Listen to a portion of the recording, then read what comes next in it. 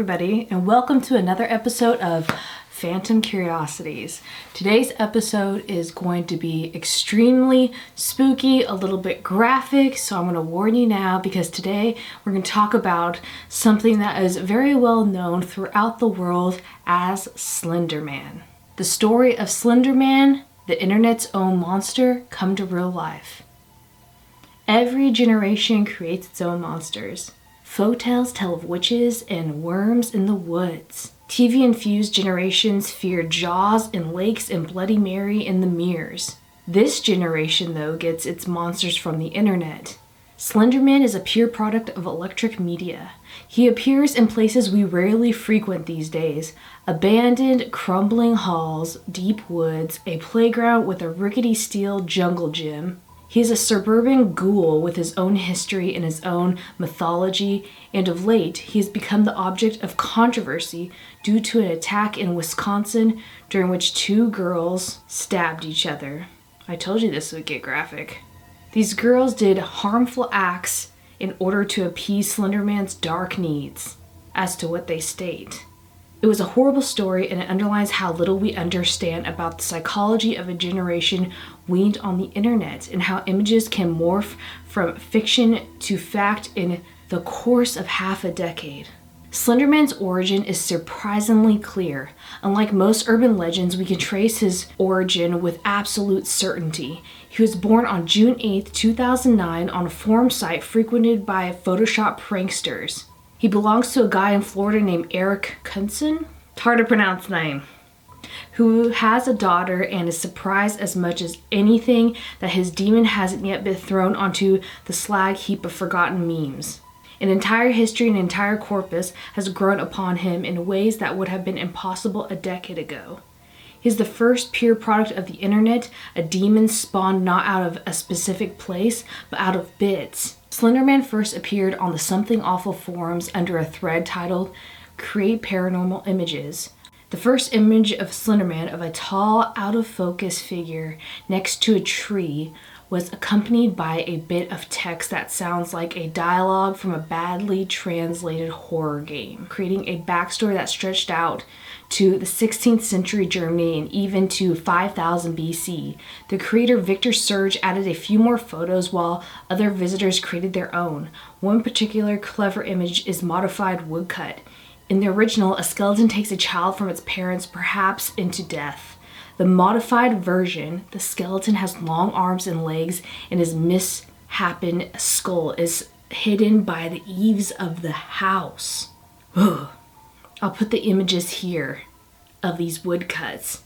Over the interviewing months, Something Awful posters and fan fiction enthusiasts added to the corpus. He gained a specific definition courtesy of a poster on Yahoo Answers in 2011, 2 years after the original post. The SLENDERMAN is a supernatural creature that is described as appearing as normal human being, but he is described as being 8 feet tall, and he has vectors or extra appendages that are described as being sharp as swords. The creature is known to stalk humans and cause many disappearances. He is described as a shadow creature that has a missing face.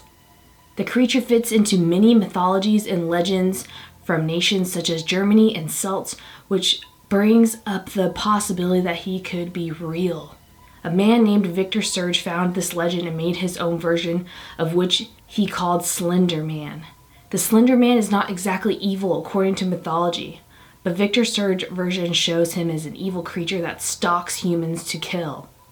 In mythology, he was actually trying to save you from a painful death by taking you to the underworld early. Some images have his face with like a skull somewhat seen under the smooth face, and some of them he has no features at all. Slender is a product of this century. He appears and havoc follows. He murders in undescribed ways, or he compels others to murder.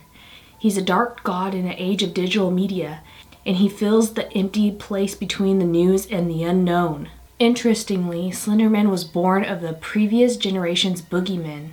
From an interview with SLENDERMAN's creator, It's stated that he was mostly influenced by H.P. Lovecraft, Stephen King, specifically his short stories, the surreal images of William S. Burroughs, and a couple games of the survival horror genre, Silent Hill and Resident Evil.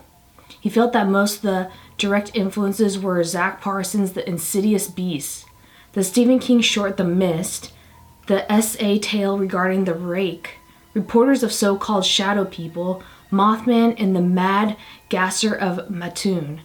He used these to formulate something whose motivations can barely be comprehended and causes general unease and terror in general population. The word there is terror. SLENDERMAN does not directly kill his victims. Instead, he encourages others to in order to please him. Interestingly, the places he haunts are all but gone now. Thanks to breathless news coverage and murder and mayhem, children are rarely allowed to wander in woods alone or play in abandoned buildings. In fact, that he exists at all is a testament to the eerie pull of these places. He's the ghost in the parking lot patrolled by border guards and CCTV cameras. He's a story that keeps you up at night in the center of a city full of 8 million people, but is instead something far easier to understand. In a world that no longer harbors nameless dread, in which every monster has a name, he is a welcome refuge into the imagination. One popular video game created around the mythos involves walking through a dark forest surrounded by a chain link fence. All you have to do is find 8 pieces of paper tacked to nearby trees. As you find the papers, the buzzing of crickets and the rustling of the photorealistic trees changes to a steady pounding. This means SLENDERMAN is afoot. He doesn't kill you, he simply disappears in a cloud of electronic snow. Forums and video series were filled with fan fiction and content. The quality varies widely, but it has grown oddly popular. One popular web series, Marble Hornets, is described as found footage of a man haunted by SLENDERMAN. Most of the footage is mundane B-roll of woods and country roads. Then ever so often, SLENDERMAN appears by fuzzing out of the screen or pushing one of the characters into a violent coughing fit. There are no demons screaming, "Gotcha!" Instead, you get endless, nameless dread. Wanting to find out the draw, we asked the forums and chat rooms for input on phenomenon. And a Reddit fan wrote, "I like him because most creepypastas try to scare you with blood, gore, and if you're lucky, hyper-realistic blood. SLENDERMAN scares me with a psychological horror, making me scared of fields, trees, and sometimes nothing. He has made me as paranoid as I've been in my life, and I love the thrill. His design is simple and terrifying because it can make him visible in the field or invisible in the forest. His humanoid figure makes him seem real, like him stalking you can happen. I think the biggest thing that makes him interesting is that nobody has any full idea what happens when he gets you." Another poster in Reddit says SLENDERMAN hunts you, but he doesn't bang on your door, claw at your walls, or howl at the moon. He's just there, standing, waiting in the corner of your eyes. It's bogus, you know it. You're just seeing things because you're tired, or it's Jake pulling your leg. Then it gets real. You have to get away. Despite your best efforts, SLENDERMAN is still there, always standing, always waiting, always watching. To understand what SLENDERMAN has become and transformed to of late, all you have to do is watch a Twitter stream of mentions. In 2014, SLENDERMAN is now Slendy, a quasi-comical, quasi-serious figure that has taken on a life of its own. Slendy is sort of a goblin that posters use to scare themselves. But sadly, he's also become a focal point of madness. On May 31st, 2014, 2 12-year-old girls in Waukesha, Wisconsin stabbed a third girl nearly to death. The 2 girls, who called their plot Stabby Stab Stab, said it was intended as a sacrifice to SLENDERMAN himself. Authorities are trying the pair as adults pending a mental evaluation. The tragedy here is that all the girls' lives are damaged now, even potentially ruined. The girls believed Slendy would appear to them if they killed in his name. They also believed he had threatened them and their families and could read their minds. Then a few days later, around the anniversary of Slenderman's creation, a teen in Cincinnati attacked her mother. The teen, who had a history of mental illness, was obsessed with the character Slenderman. The lack of detail in this and the previous case points lean more towards mental illness than anything else. Slenderman then became the focus for a mania that forced these girls into act out violently. Thus far, no more reports of Slenderman-related violence have surfaced. The creators and maintainers of the mythos are adamant about their disapproval. They state that they're not teaching children to believe in a fictional monster, nor are they teaching them to be violent, wrote a creepypasta moderator.